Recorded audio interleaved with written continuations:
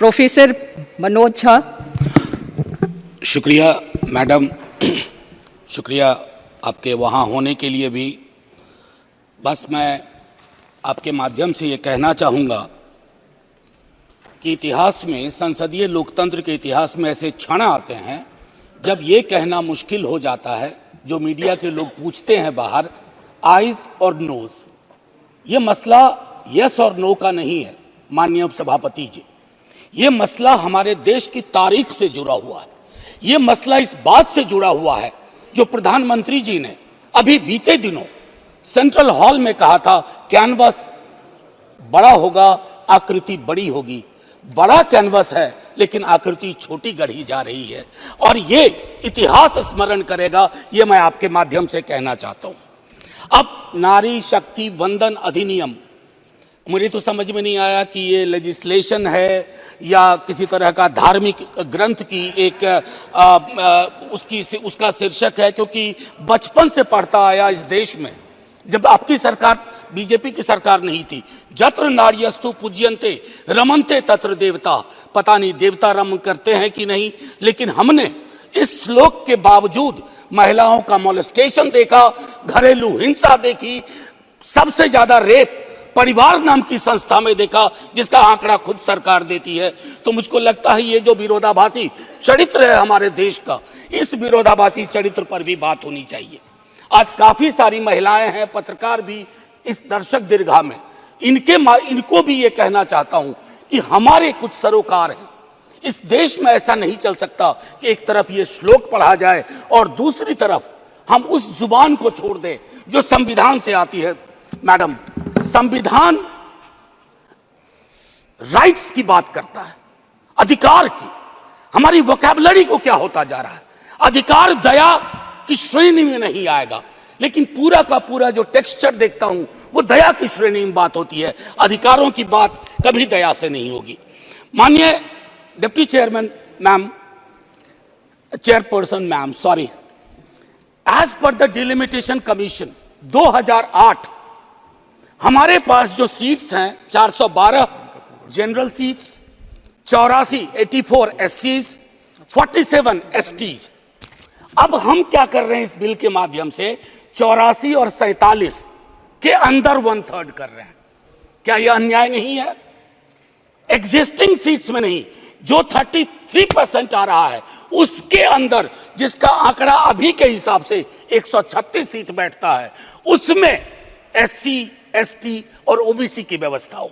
क्योंकि देखिए, मैं आपके माध्यम से कहूं, हर महिला को बहुत मुश्किल से आगे बढ़ना पड़ता है, ये आप भी जानती हैं। और खास करके पिछड़े वर्गों की महिलाएं, अनुसूचित जाति जनजाति की महिलाएं, उनका डिप्रिवेशन और वल्नरेबिलिटी बाकियों से ज्यादा होती है। हैंड होल्डिंग करने के लिए कोई नहीं होता है, हैंड होल्डिंग करने के लिए कोई नहीं होता है। अगर आप पहुंची तो बिना हैंड होल्डिंग के, लेकिन उन पिछड़ी जाति की महिलाओं का क्या, जिनके हैंड होल्डिंग के लिए ना हमारे धर्म ग्रंथों में कोई व्यवस्था है और ना आज की समकालीन बातचीत में कोई व्यवस्था है।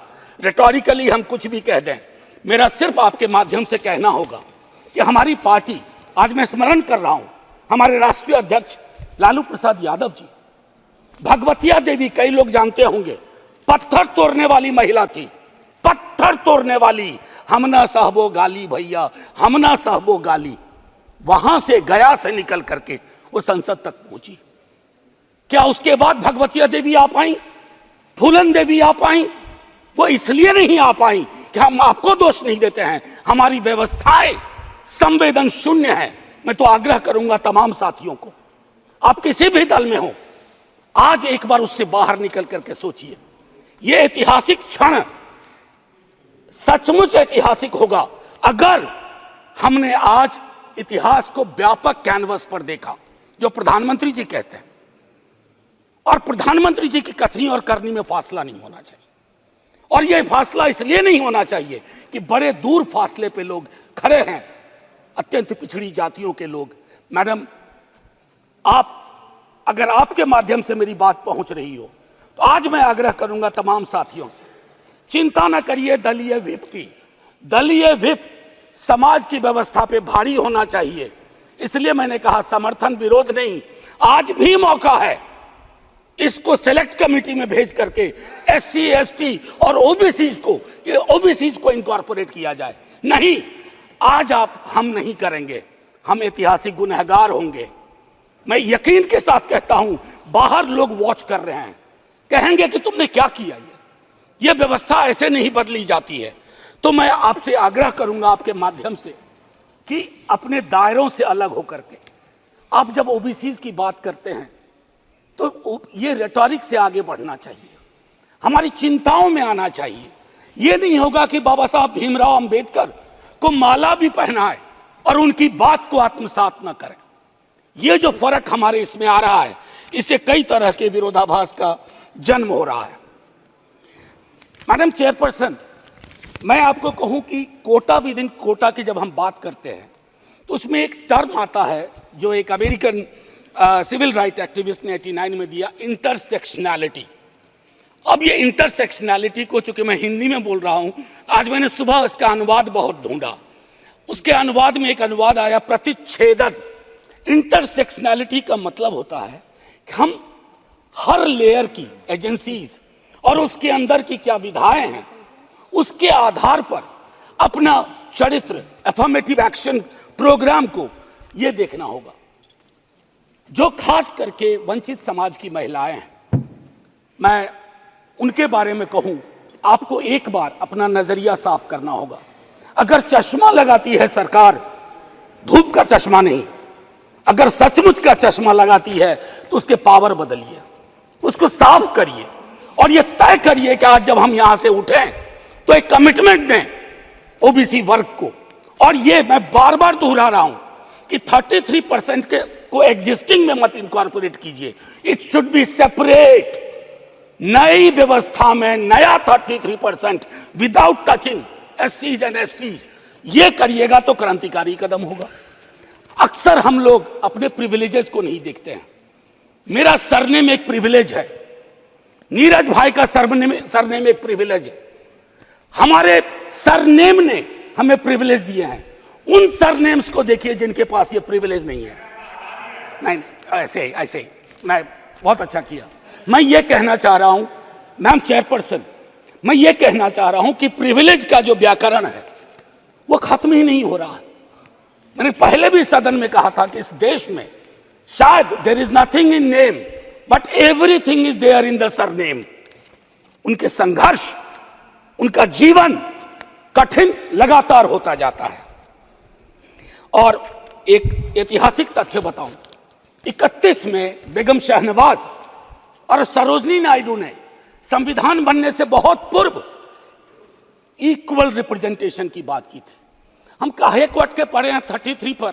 मेरी तो समझ में नहीं आ रहा कि 33 के साथ क्या रिश्ता है हमारा। ये 50 क्यों नहीं हो सकता? ये 55 क्यों नहीं हो सकता? आपका पूरा का पूरा वर्ग चरित्र बदल जाएगा। आप नहीं चाहते हैं कि भगवतिया देवी यहां आए? हमेशा एक खास सरनेम, मैं तो बार बार कह रहा हूं कि जो अलग अलग दलों में भी हैं, अगर वो पहुंचे हैं यहां तक अपने संघर्ष से, तो उनको आज ये आवश्यकता है, उनको ये भरोसा दिलाया जाए कि ऐसी कोई चीज आगे नहीं होगी, सबके लिए खुलेगा। आपकी ये जो नई पार्लियामेंट है हमारी, ये रंगीन ज्यादा होगी। इंद्रधनुष में कई रंग होते हैं। हम ये कौन सा बिल ला रहे हैं जिसमें ब्लैक एंड व्हाइट के बाद शेड्स ऑफ ग्रे भी नहीं है? अगर हमारा उद्देश्य डिपेंडिंग ऑफ डेमोक्रेसी है तो कदम उस दिशा में बढ़ाने होंगे। मैंने पहले भी कहा था कि 2010 में हमारा रिप्रेजेंटेशन देखिए, उसमें हमने SC, ST, OBC and minorities की बात की थी। और हम इसलिए नहीं कर रहे हैं, हम चाहते हैं कि वर्ग चरित्र बदले। संसद सचमुच में प्रतिनिधित्व की संस्था बने जिसमें सबके आकार हों, सबकी शक्लें हों। ये ना हो कि एक प्रभुत्व वर्ग का उस पर हमेशा उस पर छाप रहे। अब मैं कहूं कि अभी जातिगत जनगणना कल शाम के बाद, मैम चेयरपर्सन, अब मैं आपका अटेंशन चाहता हूं। कल शाम के बाद इस देश में लोकसभा में बिल पास हुआ, उससे ज्यादा इस बात की चर्चा हो रही है ओबीसी के साथ नाइंसाफी हुई। इस बात की चर्चा हो रही है कि जातिगत जनगणना पर क्यों ब्लॉक किया जा रहा। और मैं ये कह रहा हूं, हमारे सीएम नीतीश जी और तेजस्वी जी डिप्टी सीएम, उन्होंने जातिगत सर्वेक्षण कराया। 28 अगस्त को मेरे पास दोनों एफिडेविट है। पहली एफिडेविट कौन लेके गए? सरकार। तुषार मेहता खड़े होते हैं, सॉलिसिटर जनरल, ये कहते हैं कि state government can not do any activity like census और एक्टिविटी अकिन टू सेंसस। लेकिन शाम तक जब अप्रोर होता है, दूसरी एफिडेविट आती है, कहती है गलती से वो पैराग्राफ लग गया था। सरकारें ऐसी गलतियां नहीं करती हैं, ये मानस करवाता है, ये प्रेजुडिस माइंड करवाता है। मैम चेयरपर्सन, बस ज्यादा नहीं लूंगा। मैंने कई संशोधन दिए हैं मैडम चेयरपर्सन, मैंने कई संशोधन दिए हैं। उन संशोधनों पर भी सरकार विचार करे। हाथ जोड़ के कहता हूं, आपका कुछ भी नहीं बिगड़ेगा। हृदय विशाल रखना चाहिए। छोटे मन से, आप ही के बड़े नेता कह गए थे, छोटे मन से कोई बड़ा नहीं होता। कैनवास पे बड़ी लकीर खींचिए। और मैं आखिरी में एक बात कह के खत्म करूंगा कि गले मिलकर गला दबाने की कोशिश ना हो। मैम चेयरपर्सन, 1 मिनट, एक कविता लेके आया था, उसके पहले गले मिलकर गला ना दबाइए। और ये कविता पढ़ के खत्म करूंगा और जय हिंद बोल दूंगा। ये ओम प्रकाश वाल्मीकि जी का है। इसमें जो प्रतीक हैं वो किसी जाति विशेष के लिए नहीं है, क्योंकि हम सब के अंदर एक ठाकुर है जो न्यायालयों में बैठा हुआ है, विश्वविद्यालयों में बैठा हुआ है, संसद की दहलीज को वो चेक करता है। तो कविता कुछ यूं है। चूल्हा मिट्टी का, मिट्टी तालाब की, तालाब ठाकुर का। भूख रोटी की, रोटी बाजरे की, बाजार खेत का, खेत ठाकुर का।